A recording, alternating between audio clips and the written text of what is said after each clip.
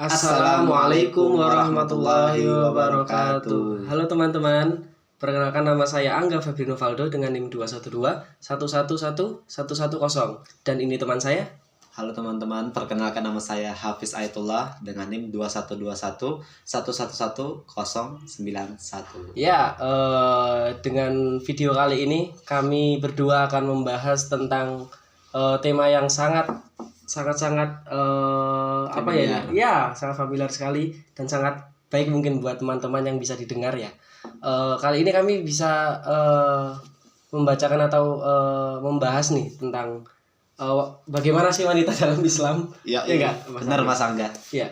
Katanya kan dari dulu kan wanita itu kan kayak disepelekan gitu kan, dipandang rendah oleh orang-orang. Nah, bagaimana sih pendapat Mas Hafiz tentang itu tuh? Dari saya sendiri? Iya. Mungkin dari saya sendiri ya, Mas Angga. Dilihat dari sejarah dahulu pada zaman jahiliyah. Mungkin kan dulu kan teman-teman banyak yang sudah mengetahui bahwasanya dulu sebelum Islam datang, wanita ini dianggap sangatlah rendah. Bahkan ada suatu peristiwanya sering terjadi di mana apabila seorang laki-laki menikah dengan perempuan, lalu si laki-laki ini meninggal, wanita ini bisa diwarisi oleh anak-anaknya. Saking begitu rendahnya wanita gitu. Bagikan manusiawi enggak sih kayak wanita ki dianggap kayak barang tuh diwariskan ke anaknya gitu loh. Tahu, ya. Dan juga yang saya tahu ya dulu kan katanya kan jika ada seorang anak wanita jika melahirkan itu kan langsung dikubur tuh. Nah itu bagaimana menurut pendapat Mas Hafiz tuh? Ya karena pada saat itu ya Mas Angga, kurangnya pencerahan. Kurangnya mereka kurang paham akan pentingnya wanita dalam kehidupan begitu. Ya padahal sangat penting sekali ya wanita itu kan.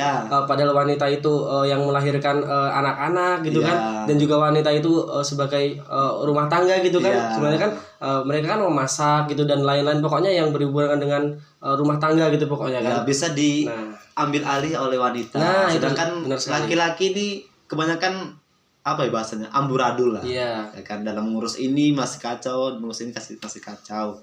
Begitu Mas. Ya padahal wanita sendiri juga kan kayak katakanlah kan kayak tulangnya lunak gitu kan, dalam bekerja juga kan seharusnya tidak untuk yang berat-berat gitu kan. Tapi di era sekarang kenapa sih kayak wanita itu malah banyak yang melakukan pekerjaan yang keras, justru kebalikannya daripada pria maksudnya.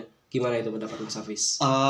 Memang ada beberapa kayak kasus ya Mas Angga, kayak perempuannya gampang misalkan pekerjaan berat. Sekarang banyak yang perempuan jadi kuli bangunan. Ya banyak. Terus banyak juga yang jadi seperti bantu-bantu pembangunan seperti itu. Banyak juga kasus-kasus di mana laki-laki malah pekerjaannya kayak feminim. Ya benar sekali kan? Seperti yang kantoran gitu kan, ataupun juga tata boga atau gitu. Ya benar sekali. Gitu, rias cantik. Maksudnya kan lebih ke banyak juga kayak gitu. Ya malah berbanding terbalik gitu kan, maksudnya kan dengan profesinya gitu. Dengan postur tubuh misalkan yang laki-laki ini kuat, ya dia harus, ya nggak harus sih, seharusnya. Tapi juga di era sekarang kan juga bagaimana tergantung dengan ekonominya juga, dengan mungkin dengan pengetahuannya juga mungkin kan juga kan. Ya benar. Dia lebih ke kesenangan mungkin. Iya bisa juga tentang hobinya gitu. Juga sih. Tapi mungkin dengan sosok wanita yang bisa mengikuti itu pekerjaan yang sangat keras itu juga mungkin ekonominya juga sulit, maka kenapa juga kayak dia merasa terdesak harus melakukan pekerjaan yang berat seperti yang Mas Hafiz bilang tadi kan, kayak kuli bangunan dan lain-lain gitu kan, pasti kan terdesak juga kan. Terbentur karena ekonomi ataupun hal-hal yang lain mungkin seperti itu.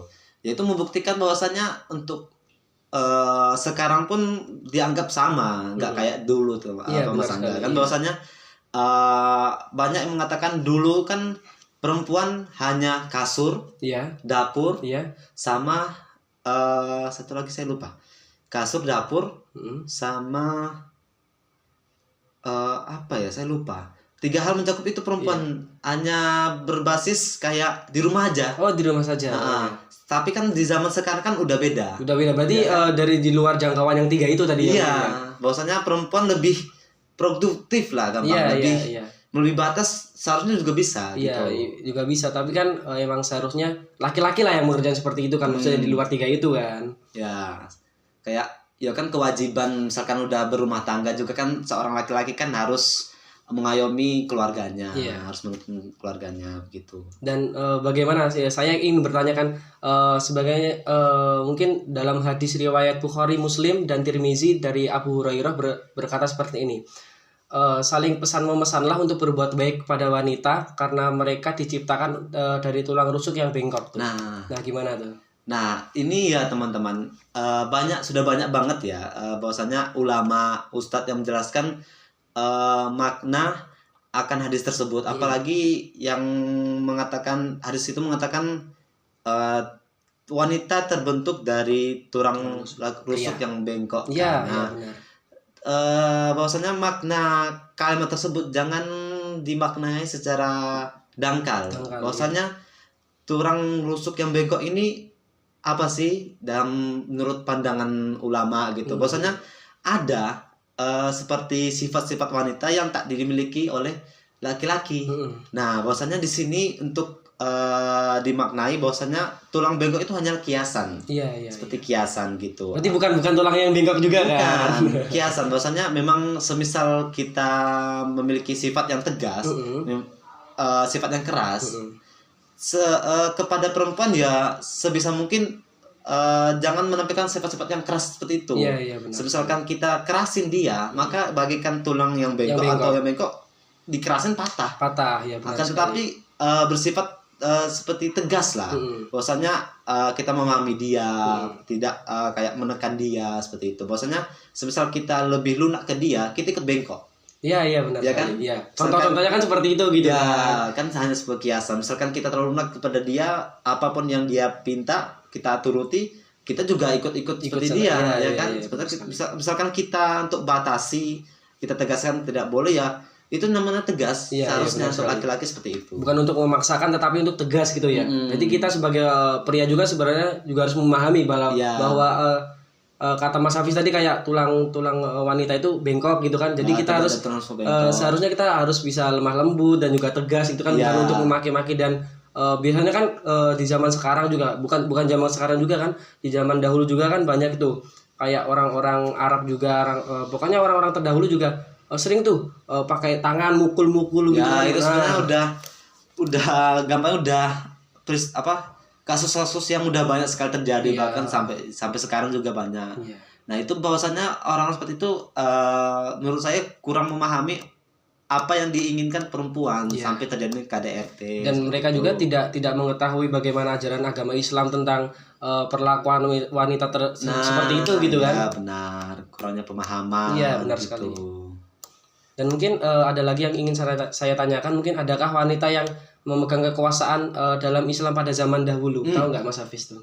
Yang saya tahu ya Mas Angga, sebenarnya ada banyak perempuan-perempuan yang memegang peran politik kekuasaan pada zaman dulu ya, apalagi setelah zaman Nabi. Salah satunya Sultanah Radiyah. Sultanah Radiyah. Salah satunya memegang kekuasaan di Delhi, India pada masa zaman dinasti Abbasiyah. Dinasti Abbasiyah ya. Dia memegang kekuasaan sebagai salah satu seperti menteri di sana. Seperti menteri. Ya. Terus ada juga namanya Syajarat Al-Dur. Ya, siapa itu? Dia seorang wanita, dia memegang kekuasaan di Mesir pada saat dinasti Umayyah kalau tidak salah. Dinasti Umayyah gitu. Berarti tadi dari dinasti Abbasiyah sekarang berganti ke dinasti Umayyah itu ya. Ada dua itu. Gitu ya. Kemudian saya mau bertanya juga nih, apa sih makna dari ayat-ayat yang katanya wanita itu adalah pakaian bagimu sebagaimana kamu semua adalah pakaian bagi mereka gitu loh. Sering kali ya di kalangan masyarakat ini ayat ini sering ditafsirkan secara secara tekstual, secara dangkal juga ya sebatas seperti hubungan suami istri secara fisik begitu. Padahal ayat ini bisa bermakna sangat luas, Mas Angga. Bahwasannya kan pakaian seseorang merupakan objek yang paling erat terkait dengan kepribadian kita, gitu. Bahwasanya kandungan makna ayat tersebut telah mencakup banyak aspek psikologis ataupun filosofi kesetaraan, gitu. Begitu ya. Kurang lebih seperti itu saya pahami, Mas Angga.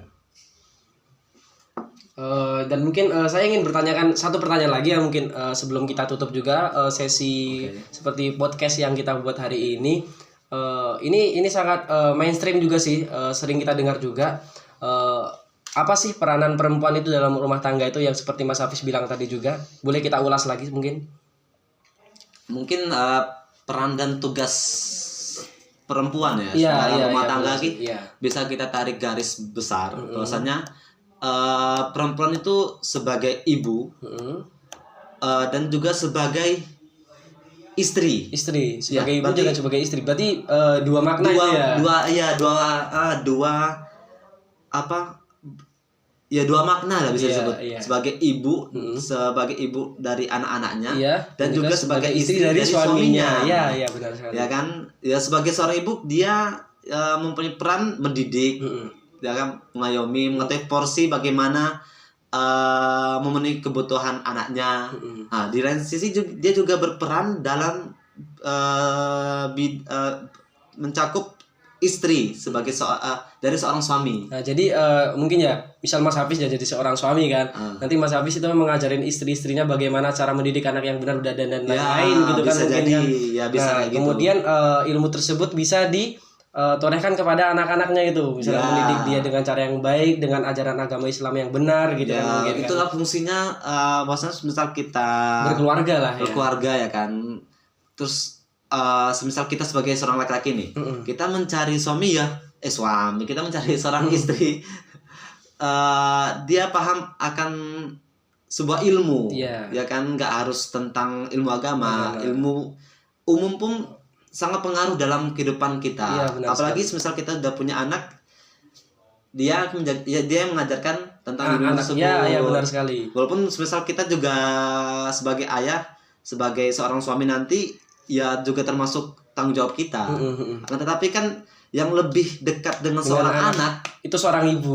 Benar sekali. Makanya kan bagaimana kita bisa mencari ibu yang di zaman sekarang tuh susah loh Mas Hafiz, Mbak. Kayak aku di kalangan aku sendiri kan kayak banyak nih cewek-cewek yang nggak bisa masak gitu kan, bisanya dandan doang gitu kan, bagi yang sering nongkrong gitu, nggak jelas kenapa itu ya.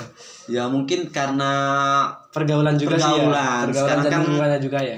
Sekarang kan kita kan basisnya nggak terbatas kayak dulu. Bahwasanya kan sekarang udah gadget sudah banyak, internet sudah marak, kan pergaulan kita kan bebas sekarang. Maka dari itu kita sebagai kaum muda, bagaimana kita membatasi pergaulan tersebut? Kita mencari pergaulan tersebut, mana pergaulan yang baik, mana pergaulan yang buruk, seperti itu. Di kalangan sekarang berarti sosmed itu sangat penting banget ya mungkin bagi para wanita itu ya. Ya karena ya bagaimana lagi, udah zamannya sekarang era modern kan, zaman teknologi. Ya mau nggak mau ya kita juga termasuk mengikuti juga sih. Harus mengikuti. Misalkan kita nggak mengikuti ya kita tertinggal. Namanya kan. Kayak orang, wah kamu tuh kudet itu kan, kamu kudet banget gitu kan, kurang update. Nah makanya itu kayak wanita sekarang kan pasti kan ngikuti sosmed terus kan.